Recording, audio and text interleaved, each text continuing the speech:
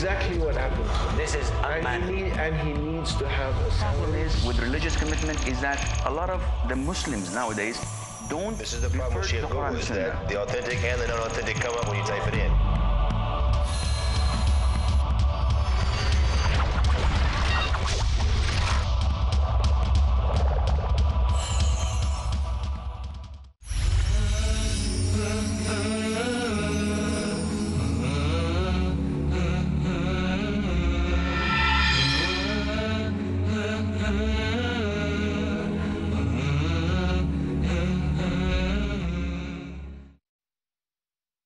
الحمد لله رب العالمين والصلاة والسلام الأتمان الأكملان على خير خلق الله أجمعين نبينا محمد صلى الله عليه وسلم وعلى آله وأصحابه أجمعين أما بعد. All praise is due to Allah.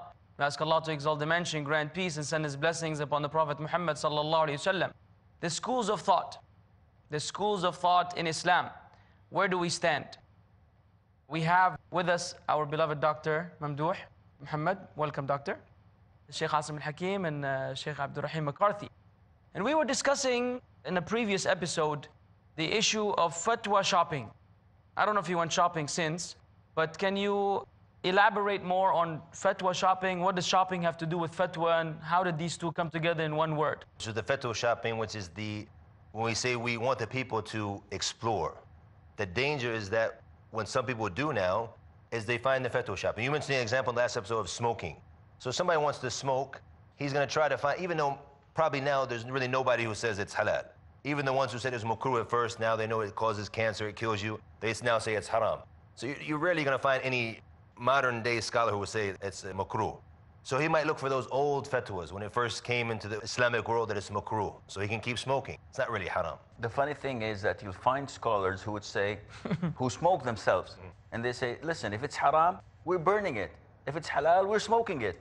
So they'll play with words. Go ahead. Exactly. So this is the danger. We're talking about fatwa shopping. So people are actually, when we mean shopping, just like when you go shopping, you want to buy what you want. You go to the grocery store, you choose your product. You go to buy furniture, you choose the couch you want, the bedroom set you want. So the people are looking for a fatwa that suits them. And obviously there's going to be a lot of things that are not correct when they follow this. This is the danger of this. So what is the relationship with this to following the madhahib, or the schools of thought?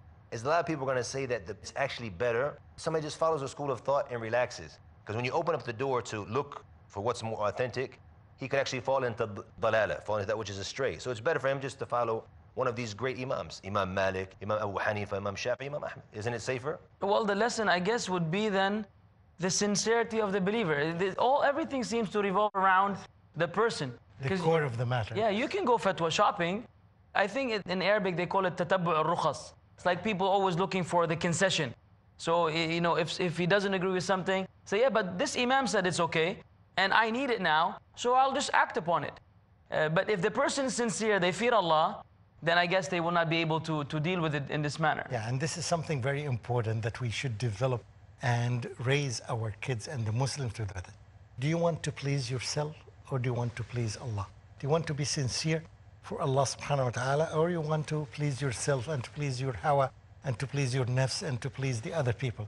If the Muslim is trained on this, I think we will have less problems in the future, inshallah. So I would never go shopping for a fatwa. I would ask the scholar, I would be very sincere in looking for a person, yes, to give me the fatwa that pleases Allah subhanahu wa ta'ala, not to please myself. Well, I'm still waiting for the evidence, someone to cite an evidence from the Qur'an as why is it that we, you know, whenever we have all these people presenting their opinions and there's a conflict, there's one individual whom we are supposed to follow blindly. Can we say that? It's true, but if I may comment a little bit further on the issue of fatwa shopping. The problem is not with the students of knowledge, because who you're talking about with the intention are the students of knowledge. The problem is with the majority of the Muslims who are the laymen, who do pick what suits them. So they go to the four schools of thought and they become selective. And they should not, because like Sheikh Abdurrahim said, if a person does not have the ability to select or to know, to verify which is authentic and which is not, then it's the safest thing for him is to follow one madhab. But when that person becomes selective in the sense that he says, listen, Now, marriage, I know it requires the approval of the guardian, it requires giving a dowry, it requires at least the presence of 2 witnesses. So if I meet someone at the university and I like her, she likes me, and I said, listen, according to Abu Hanifa, I don't have to seek your guardian's approval, and you can marry yourself. And according to one of the madhabs of Imam Shafi'i, the presence of 2 witnesses is not required. And according in one saying or opinion in madhab Imam Malik, dowry is not an issue. So how about it? She says, Start tonight, right? Yep. Right there. And we can tango. So is this okay? Definitely not. This is manipulating, this is distorting Allah's religion. Allah Azza wa Jal, in the midst of all of these difference of opinions, gave us a strict and clear evidence. Allah says, whenever there's dispute, refer it back to Allah and His Messenger, meaning refer it back to the Qur'an and to the Sunnah. So this is the line that clears all dispute and is the line that we're supposed to follow. So it's more like we're supposed to submit to Allah through Islam, and it's like some people may want to make Islam submit to their choices. True. So they're actually twisting around the very essence of the religion.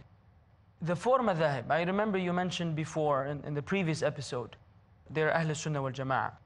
Now, my understanding is that the 4 madhahib are primarily dealing with fiqh issues, jurisprudence. Now, how do we understand this in the light of aqeedah?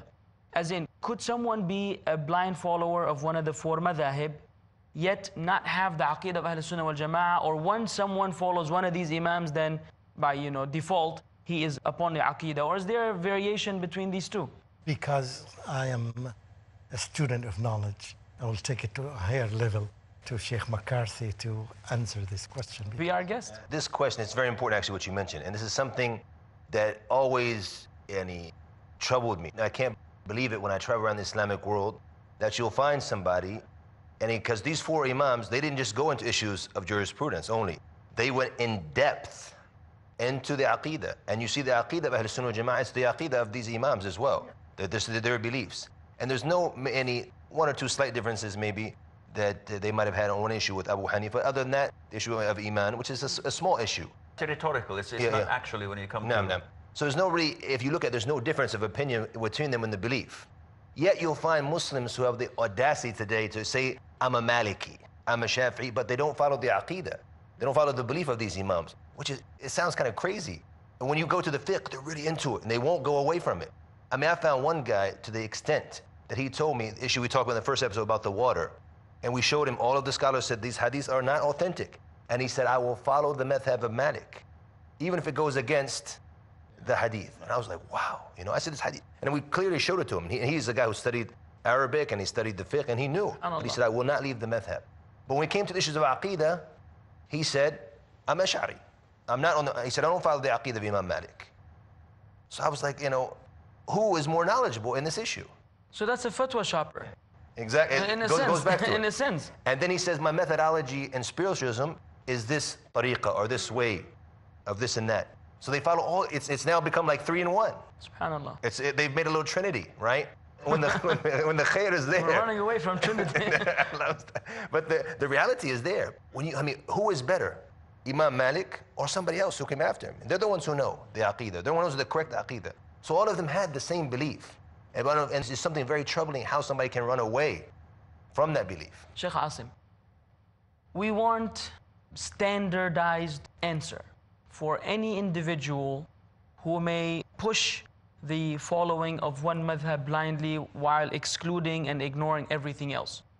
What can we say to any person who says, no, you must follow the madhab or the opinion of Imam Ahmad rahimahullah, or Imam Shafi'i rahimahullah, or Malik, or Imam Abu Hanifa? What is that one answer that we can say to all of them, which, if they were sincere, would satisfy them?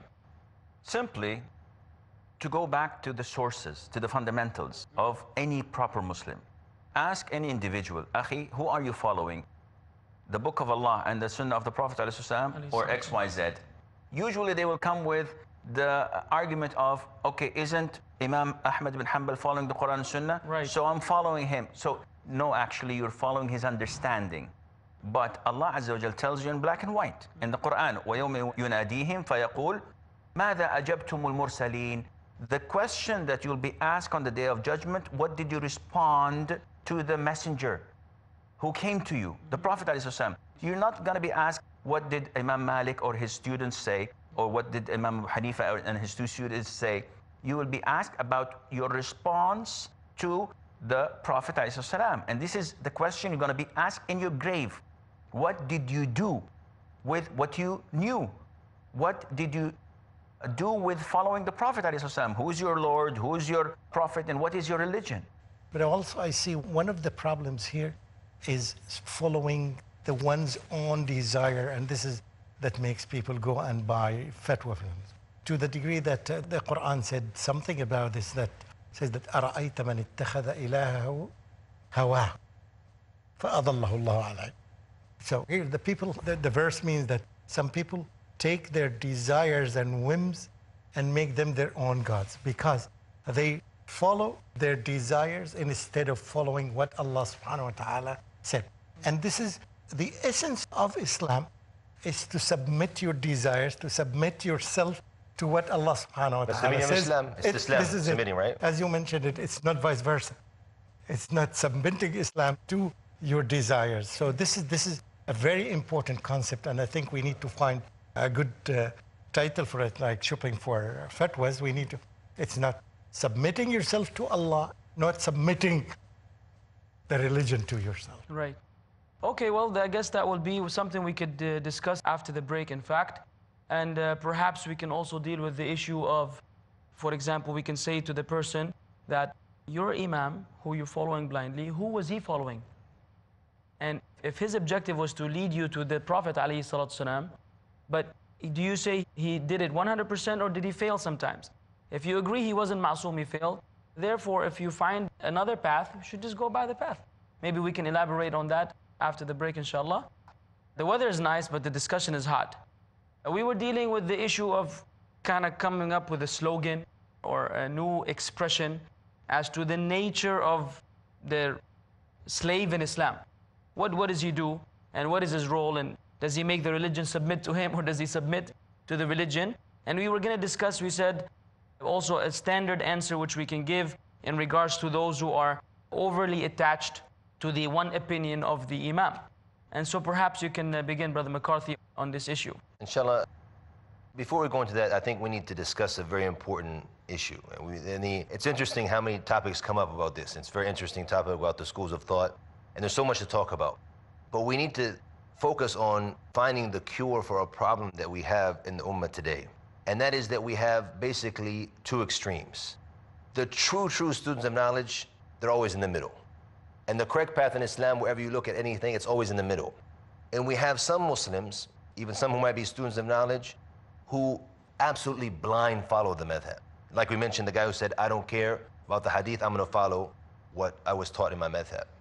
And they don't care. And then you have another extreme, which actually has a form of hatred almost, if not a serious hatred for the imams. Yeah, I've come across a lot of that. You've seen It's this. very strange. And they actually look at the person who follows one of the imams as being like a mubtadi', as being someone who's an innovator in their religion. This is serious. So we have these two extremes. I think we need to talk about these. This is because we want to solve this problem. We want the ummah to come to the middle path on this. Right. This is a very important topic. Because now, when you look at the major scholars of Islam who studied, let's look at, for example, Imam Nawawi, Imam Ibn Hajar, Imam Ibn Taymiyyah. Did any of them come up not studying a madhab? Initially, they must have had a madhab. All of them initially had it. So this was the proper methodology, and being a student of knowledge, they studied these madhabs, all of them. You're not going to find Imam Ibn Abdul Barr, major scholars of Islam. They studied the madhab. And You Then say they that left the one madhab? madhab or different no, madhab? once they started off studying the madhab. This was the first step. And then they started to study after that, obviously, more madhabs. And to see the difference of opinions, and they would take that was correct and leave that was not correct. Like mujtahid. Yeah. But The mujtahid. even the student of knowledge, as we mentioned, who can filter, he can do that.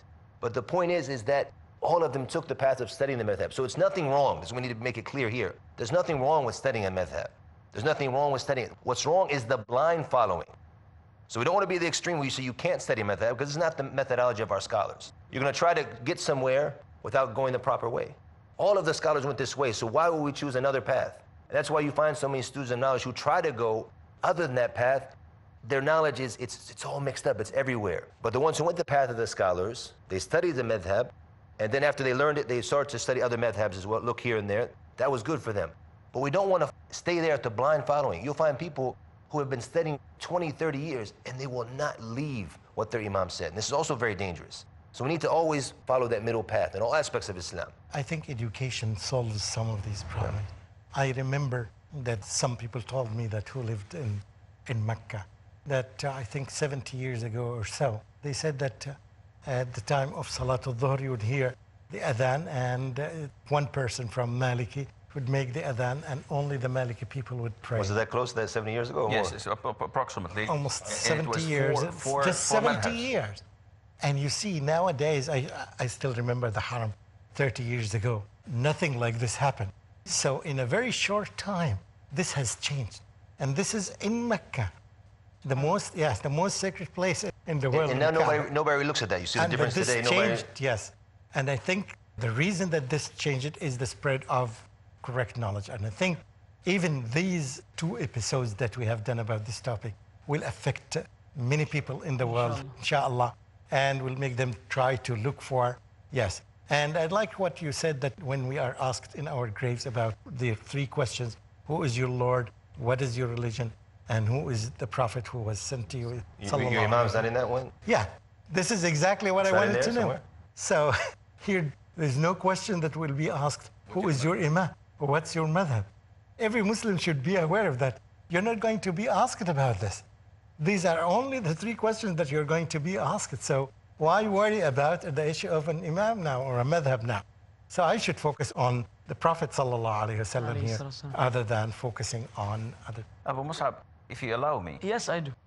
What concerns me most is not the fiqh issues regarding to school of thought. So I can understand the difference is there. And I respect people who differ with me. So for example, I see that a woman should cover her face. But if I see someone who follows the other opinion, I'm okay with that because he's following what his conviction applies to him. The biggest problem is with the blind followers of imams of dalala, imams of the wrong path, deviant imams.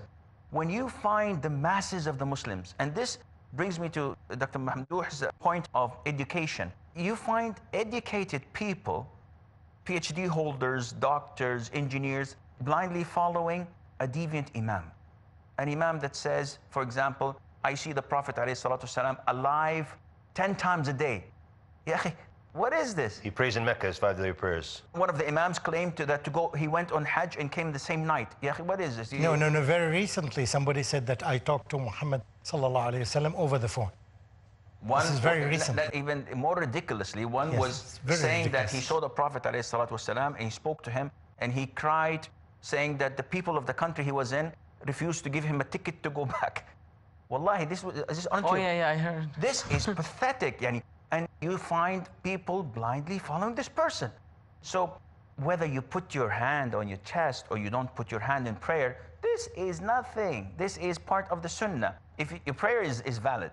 Now, when it comes to aqeedah, when it comes to your belief and claiming to follow a school of thought, or I would not consider this to be a school of thought. a school of thought. It's A school of deviant thought. Yes. This is paradise or hellfire. It revolves around this one here. it. So this is the key. The aqeedah is the key issue. So this is why we call the Muslims to purify their aqeedah and to learn their religion, not from Tom, Dick, or Harry, to learn their religion from the Qur'an, from the Sunnah, and on the understanding of the companions and the righteous scholars. May Allah be pleased with them. Right. By this, you are definitely following the footsteps of the Prophet ﷺ. These things exist. So it seems that the schools of thought have went beyond the 4 schools of thought, and now we have all kinds of schools of thought, which is not the standard things of the 4 imams. We have all kinds of people, so people are going astray in all directions. It's not only that. See, they bank on the reputation of the 4 imam. And that is why, sells, right? yes, they're deviant. So they can't say that I'm following this school of thought or that. So they claim that I'm following this particular school of thought of the 4 widely accepted schools of thought, and they invest it with their own corrupt ideas. And they say they're deviant ideology. They say, okay, the usual answer is, but everyone is doing it. You guys are a bunch of extremists. Who is everyone? Everyone we is are not doing it. it. Is there an answer? Is there an answer for those who say everyone? Like when it comes to numbers, majority versus minority. Do you have anything from the Quran and the Sunnah which addresses the issue of numbers, whether they do make a difference? Yes. I mean, I think one of the verses that I recall from the Quran, لو اتبعت أكثر من في الأرض لأضلوك. If you follow the majority of the people on the earth, they would have deviated you.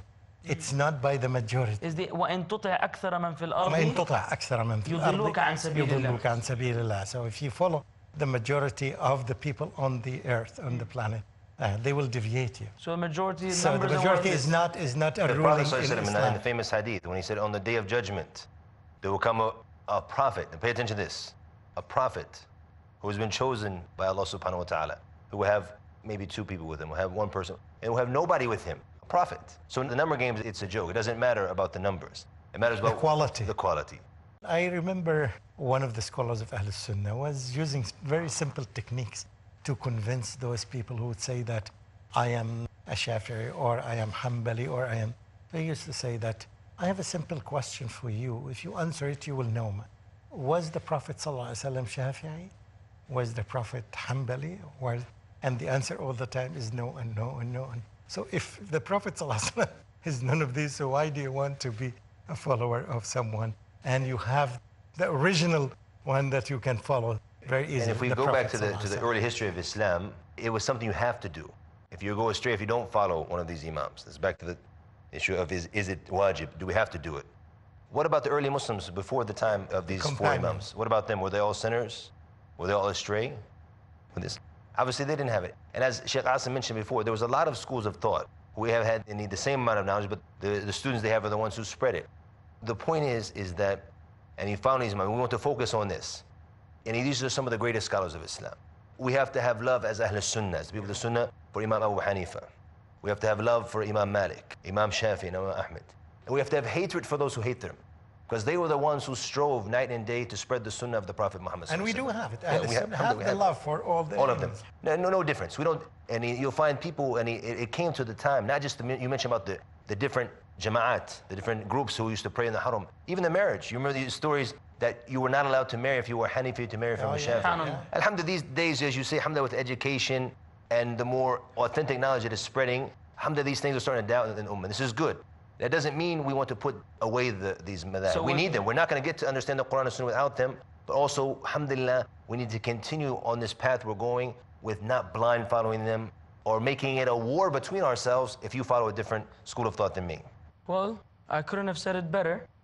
And therefore, that concludes our discussion. I hope, inshallah, there was a benefit. In fact, I feel that there was a benefit, and we addressed the issue pretty objectively by Allah's grace and mercy. And so we thank you for tuning in, and we'll catch you, inshallah ta'ala, in the next episode. Barakallahu feekum. Assalamu alaikum wa rahmatullahi wa barakatuh.